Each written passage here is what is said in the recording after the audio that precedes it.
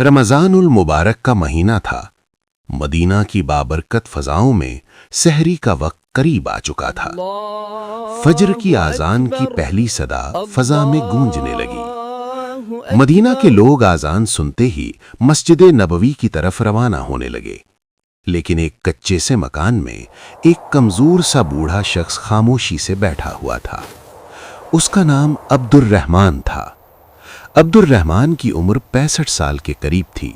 कमजोर जिस्म, सफेद दाढ़ी और आंखों में सब्र की एक अजीब रोशनी। उसने बगैर कुछ खाए पिए रोजा रख लिया था। गुजरी हुई रात भी फाके में गुजरी थी। उसका जिस्म नमाज के लिए खड़ा होने की ताकत नहीं रखता था, इसलिए उसने घर ही में फज्र अदा की। नमाज के बाद वो एक कोने में बैठ गया और खामोशी से अपनी बीवी और यतीम पोतों की तरफ देखने लगा।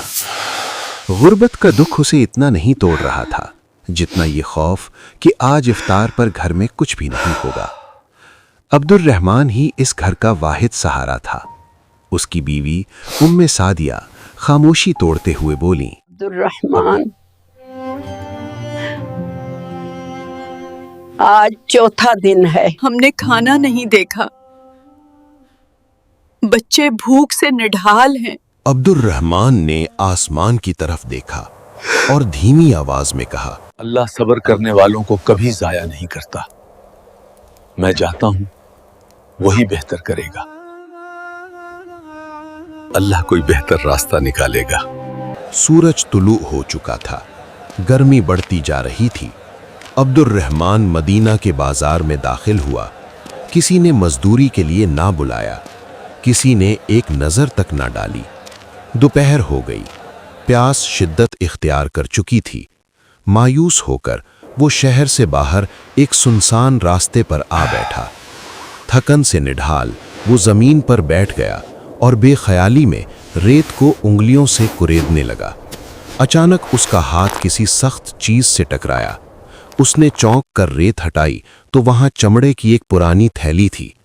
उसने कांपते हाथों से थैली खोली। अंदर चांदी के दर्जनों सिक्के चमक रहे थे। एक लम्हे को उसकी आंखों में हैरत और खुशी उभरी। भूख, प्यास, कमजोरी सब जैसे गायब हो गए हों। फिर अचानक उसका दिल कांप उठा। ये मेरा नहीं, ये किसी और की अमानत है। उसका नफ्स सरगोशी करने लगा। एक आध सिक्का ले लो, कौन सा आसमान गिर जाएगा, बाद में लौटा देना। अब्दुर्रहमान ने आंखें बंद की और आह भरी, ए नफ्स, मैंने पूरी जिंदगी सब्र में गुजार दी। अब इस उम्र के आखिरी हिस्से में मैं खयानत नहीं करूंगा। उसने थैली सीने से लगा ली और घर की तरफ चल पड़ा। घर पहुंचा तो बीवी ने पूछा, कुछ मिला? अब्दुर्रहमान ने आहिस्ता से कहा, नहीं, आज भी कुछ नहीं। मगर थैली उसके पीछे छुपी हुई थी। बीवी की नजर पड़ गई। उसने सच बता दिया। उम्मे सादिया खामोश रही, फिर बोली, ये शायद अल्लाह की तरफ से मदद हो। कुछ ले लो, बच्चों की खातिर। अब्दुर्रहमान की आंखों में आंसू आ गए। अगर हमने हराम का एक सिक्का लिया तो हलाल की बरकत खत्म हो जाएगी। उस रात फिर फाका था। अगले दिन मस्जिद के सहन में एक शख्स ऐलान कर रहा था, मेरी चांदी की थैली गुम हो गई है, जो लौटाएगा अल्लाह उसे बड़ा अजर देगा। अब्दुर्रहमान की आंखें भर आईं। वो आगे बढ़ा और थैली मालिक के सामने रख दी। मालिक ने हैरत से कहा, मैं इनाम नहीं दे सकता, बस दुआ करूंगा। अब्दुर्रहमान ने मुस्कुरा कर कहा, मेरे लिए यही काफी है। शाम को अब्दुर्रहमान घर लौटा। कुछ देर बाद दरवाजा खटखटाया गया।